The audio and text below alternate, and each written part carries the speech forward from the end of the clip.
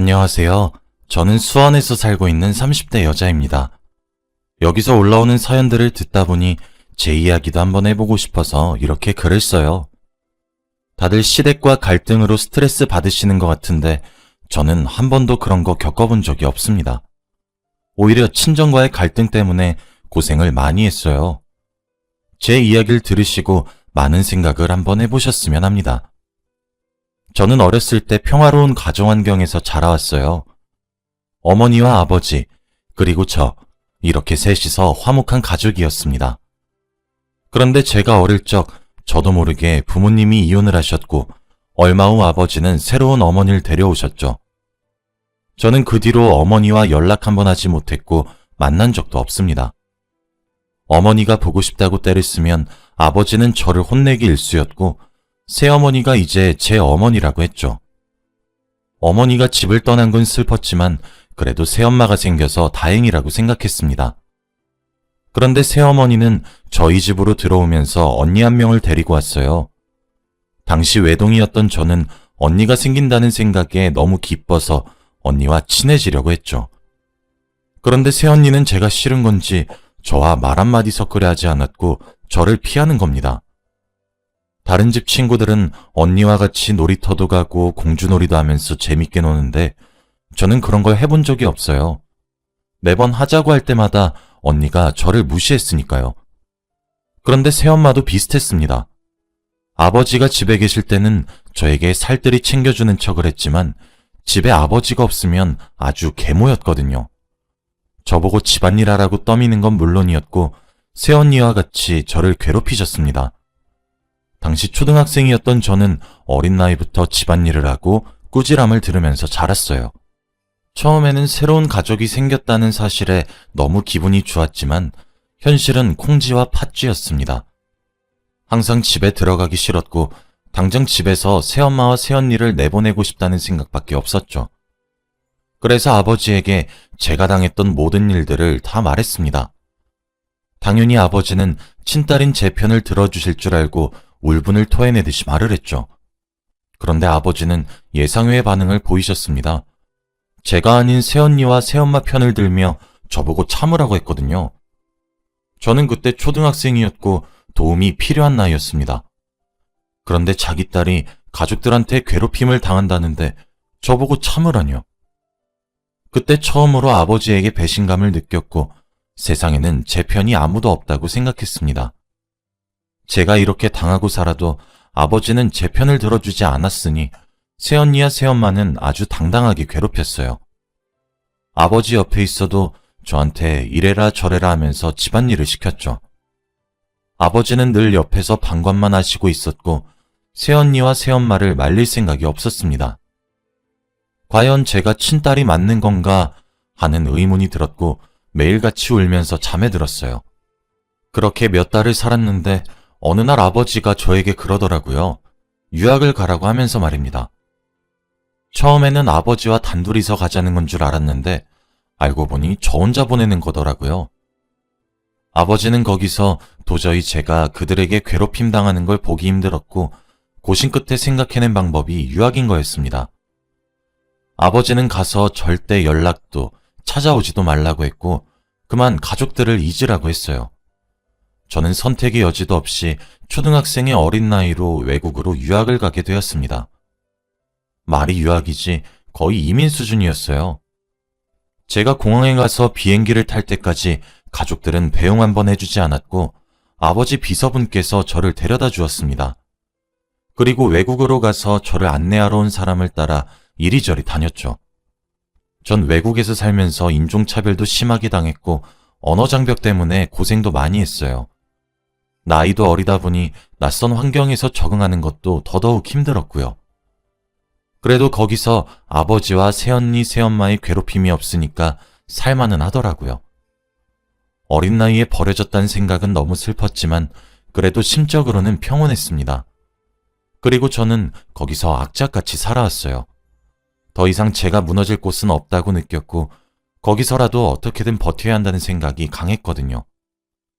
아버지는 정말 제가 외국에 있는 내내 연락 한 통 없으셨고 매달 용돈만 보냈습니다. 제가 없이 셋이서 행복하게 잘 먹고 잘 살고 있을 생각을 하니까 분하더라고요. 하지만 시간이 지나서 그들 앞에 떳떳하게 서기 위해서는 제가 여기서 잘해야 한다고 생각했습니다.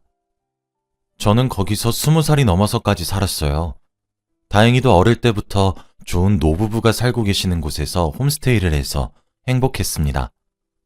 항상 저를 손녀딸처럼 여겨주시고 제가 잘 모르는 건 친절하게 다 알려주셨거든요. 거기서 정말 많은 도움을 얻었습니다. 아무것도 몰랐던 저에게 부모님 같은 역할을 해주셨던 분들이거든요. 거기서 10년이 넘는 시간 동안 살았고 저는 이제 나갈 때가 되었습니다. 그곳에서 살면서 대학교도 졸업했고 이제 취업까지 해서 혼자 살아야 했거든요. 저는 펑펑 울면서 자주 놀러 오겠다고 약속을 드린 후 외국에 오고 나서 처음으로 홀로 서기에 도전했습니다. 그래도 저를 돌봐주셨던 노부부께서 제가 살 곳도 구해주시고 이리저리 도움을 많이 주셔서 몸만 들어가면 되었어요. 그리고 그동안 저도 외국에서 오래 살았기 때문에 외국 사람이 어렵지 않았죠. 저는 새로운 집에서 다른 직장인들처럼 출퇴근도 했고 평범한 일상을 살았습니다. 당연히 머릿속에 가족들을 잊은 지는 굉장히 오래되었고요. 그렇게 몇 년 동안 일을 하다가 드디어 제가 결혼할 남자가 생겼습니다. 같은 회사에서 일하던 상사인데 연애도 꽤 오래 했고 둘 다 30대가 다 되어가서 얼른 결혼을 하고 싶더라고요. 제가 동양인이어도 똑같은 사람으로 봐주는 이 사람이 너무 좋았습니다. 그리고 저를 너무 아껴주고 저에게 듬직한 이 사람과 평생 함께할 수 있다는 생각이 들었거든요. 그렇게 결혼을 약속했고 저는 시부모님이 될 분들에게 인사를 드리러 갔습니다. 과연 저를 좋게 보실지도 걱정이 되었고 혹시나 저희의 결혼을 반대하실까봐 너무 두려웠죠. 처음 예비 남편의 부모님 집에 갔는데 입이 떡 벌어졌습니다. 집이 궁궐 같았고 정원도 엄청 넓더라고요. 집에 들어가니 천장도 굉장히 높았습니다. 그리고 집에서 일하는 사람들도 많았죠. 한 번도 남자친구가 자신의 집안에 대해서 말한 적 없고 돈이 많다고 느껴본 적이 없습니다. 그런데 이런 집 아들인 것을 처음 알고 너무 놀랐어요. 남자친구도 저에게 이제서야 자신의 재력을 알려서 미안하다며 사과했지만 그건 귀에 들어오지 않았습니다. 이런 집안이면 저 같은 사람을 좋아할 리 없다는 생각에 결혼 허락은 물 건너갔다는 생각이 들었거든요. 우울한 마음으로 집 안으로 들어가서 인사를 드린 후 같이 식사 자리를 가졌습니다. 그런데 정말 놀랍게도 예비 남편의 부모님은 저를 너무 좋아해 주셨어요. 좋은 음식들을 다 저에게 권하시면서 먹으라고 하셨고 저를 딸처럼 살뜰히 챙겨주셨죠. 정말 오랜만에 느껴보는 따뜻함에 저도 모르게 눈물이 났고 겉모습만 보고 그분들을 판단했던 제가 한심하게 느껴졌습니다. 너무 죄송스럽고 할 말이 없더라고요. 그분들도 갑자기 우는 저를 보면서 당황했습니다. 저는 행복해서 우는 거라고 말씀드렸고 저희는 화기애애한 분위기에서 식사 자리를 마쳤습니다. 저와 남편은 결혼 허락을 당연히 받았고 천천히 결혼 준비를 하기로 결정했어요. 그런데 머릿속에서 과거의 아버지와 새언니 그리고 새엄마가 생각이 나더라고요. 그래도 결혼을 한다는 건 알려줘야 할 것 같아서 몇십 년 만에 아버지에게 전화를 했습니다. 전화를 받지 않을 것 같았던 아버지는 얼마 지나지 않아 전화를 받으셨고 저는 몇십 년 만에 아버지 목소리를 들었어요. 그리고 저는 아버지에게 결혼을 한다고 알렸습니다. 아버지라서 그런지 어떤 남자와 결혼하고 몇 살인지 등등 다 물어보시긴 하더라고요. 그런데 이야기를 하다가 새언니가 결혼했다는 소식을 알게 되었습니다. 저한테 말 한마디도 하지 않았고 청첩장 하나도 보내지 않고 결혼식을 올렸다고 생각하니까 조금 속상하더라고요. 아버지도 저한테 말을 하시면서 아차 싶으셨는지 말을 급히 돌렸습니다. 아버지는 한국에 들어와 살 거면 같이 밥 한 끼 하자고 하더라고요. 안 그래도 저와 남편은 한국으로 가서 새로운 직장을 구하고 살려고 했습니다. 남편도 한국을 굉장히 좋아하고 한국에 가서 살아보고 싶다는 생각을 많이 해서 그렇게 결정한 겁니다. 그래서 한국으로 가면 다시 연락을 준다고 했고 그렇게 저와 아버지의 전화는 끝이 났습니다. 굉장히 오래 고민하고 전화를 했는데 왠지 모르게 편하더군요. 걱정할 필요가 없을 정도로 오랜만에 전화한 기분이 아니었습니다. 그렇게 편안한 마음을 가지고 결혼할 수 있었고 저희는 외국을 떠나 한국으로 갔어요. 한국에서 얼추 자리를 잡고 여유가 있을 때 다시 아버지에게 연락을 드려 식사 자리를 갖기로 했습니다. 사실 남편과 시부모님에게 제가 자라온 가정 환경에 대해서 다 말했어요. 다들 저보고 그동안 힘들었겠다며 위로의 말을 해주었죠. 남편도 굳이 가족들 얼굴 다시 안 봐도 된다며 걱정을 해주었지만 저는 그동안 가족들이 어떻게 살았는지 궁금하기도 했고 아버지와 통화했을 때 혹시나 가족들이 저를 그리워하고 있지는 않은가 하며 조금은 기대를 했던 것 같습니다. 그리고 대망의 식사를 하기로 한 날이 되었고 저는 잔뜩 긴장을 한 채 남편과 같이 들어갔어요. 아버지와 새언니 그리고 새엄마가 다 저희를 쳐다보고 기다리고 있더라고요. 정말 오랜만에 봐서 반가웠는데 그들은 그렇게 보이지 않았습니다. 제가 와도 인사 한마디 하지 않았고 다리를 꼬고 팔짱을 낀 채로 제 남편과 저를 위아래로 훑고 있었거든요. 왠지 모르게 찝찝한 마음을 가지고 자리에 앉았습니다. 저는 그동안 어떻게 살았는지 이것저것 궁금한 걸 물어봤어요. 아버지는 무뚝뚝하게 제가 질문한 거에 대답만 하셨고 저와 남편에게 질문은 일절 하지 않았죠. 저나와 다른 아버지의 무심함에 조금 서운하고 놀라긴 했지만 그래도 아랑곳하지 않았습니다. 예전과 저는 많이 달라졌거든요. 남편은 한국말이 서툴긴 하지만 그래도 얼추 알아들을 수 있었고 그때의 분위기를 파악한 것 같아요. 식사 도중에 제가 진땀 흘리고 있는 걸 아니까 제 손을 꼭 잡아주더라고요. 그때 그게 얼마나 의지가 됐는지 모릅니다. 아무튼 그렇게 식사 자리가 끝나고 해산을 하려고 했어요. 그런데 새엄마와 새언니가 저에게 처음으로 말을 하더라고요. 외국물 좀 먹고 잘 살았으면 돈이라도 보내던가. 딱 보니 네 남편 잘 사는 집 도련님 같은데 혼자 잘 먹고 잘 살면 되니? 내가 너 어릴 때 얼마나 귀엽게 키웠는데 이제 와서 양심 없이 부모 노릇 해달라는 거야? 정말 뻔뻔하다. 그리고 네 언니 결혼할 때 축의금 한번 보내지 않았으면서 우리가 가족이라고 할 수 있니?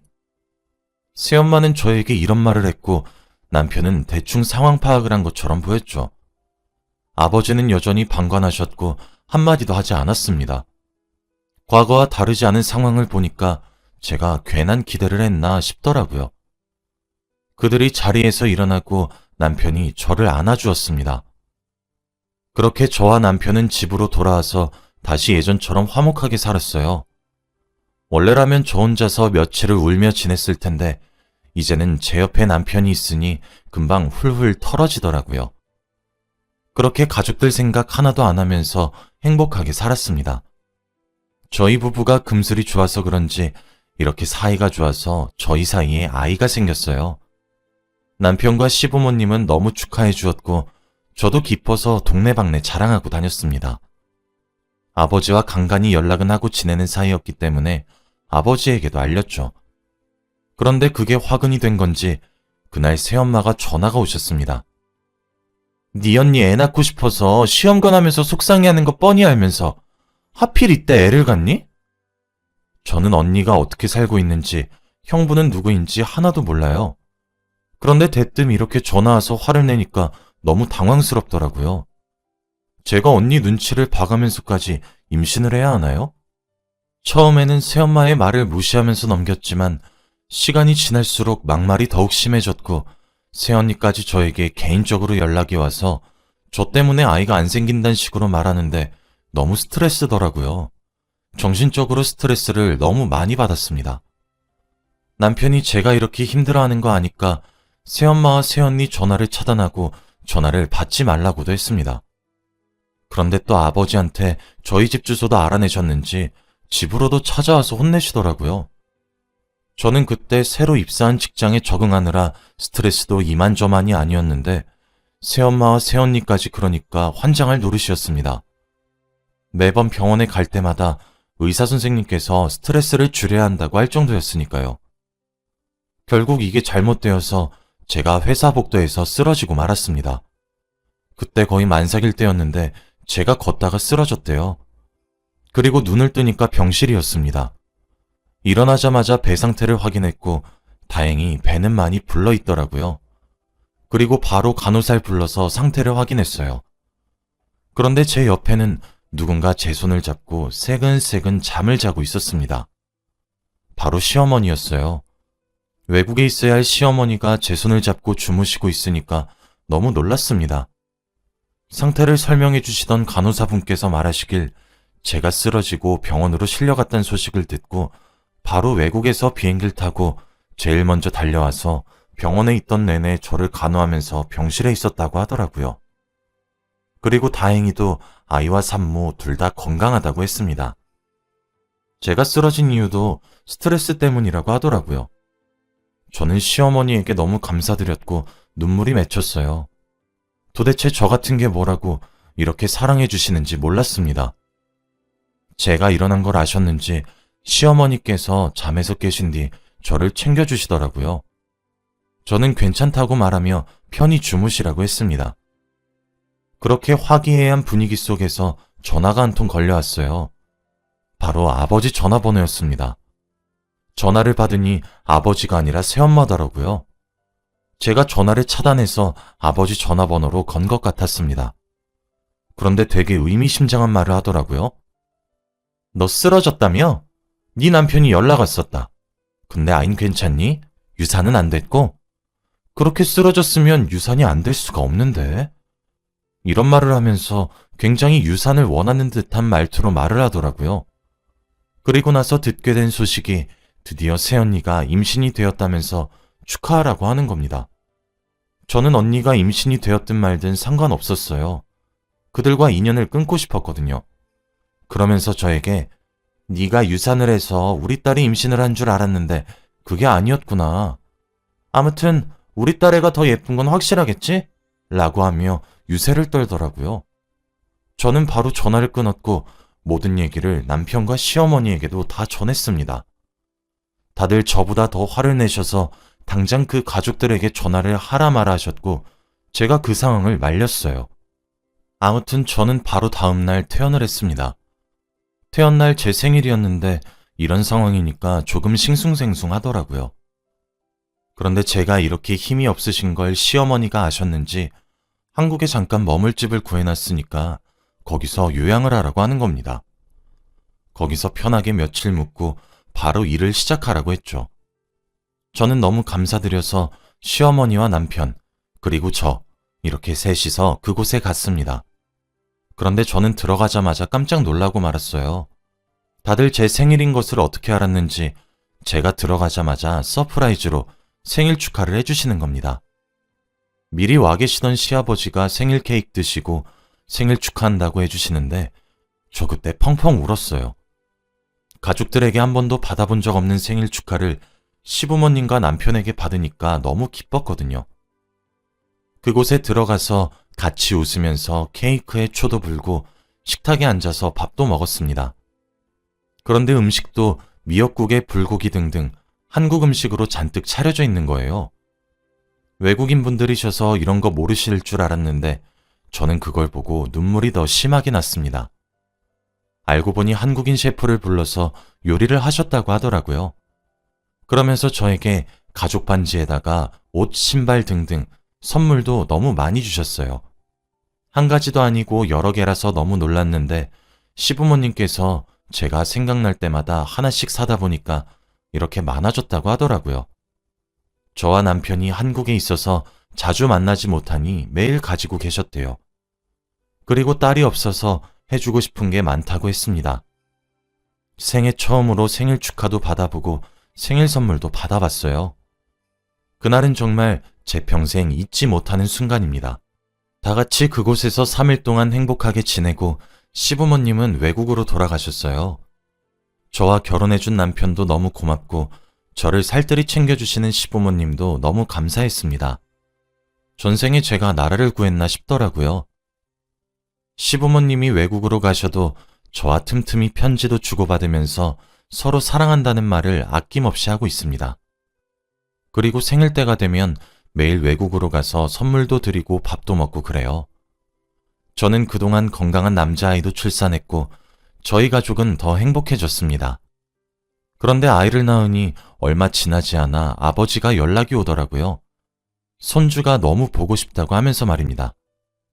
제가 쓰러졌을 때 단 한 번도 찾아온 적이 없으시던 분이 갑자기 그러니까 너무 당황스럽더라고요. 그리고 알게 된 사실이 결국 새언니가 유산이 되었다고 합니다. 정말 이러면 안 되지만 그 소식을 듣고 전혀 슬프지 않았고 조금 고소했어요.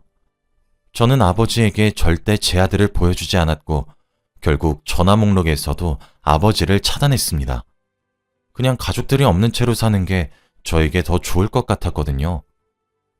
지금은 아버지와 새언니, 새엄마와 연락을 일절하지 않고 남편과 아들과 행복하게 살고 있어요.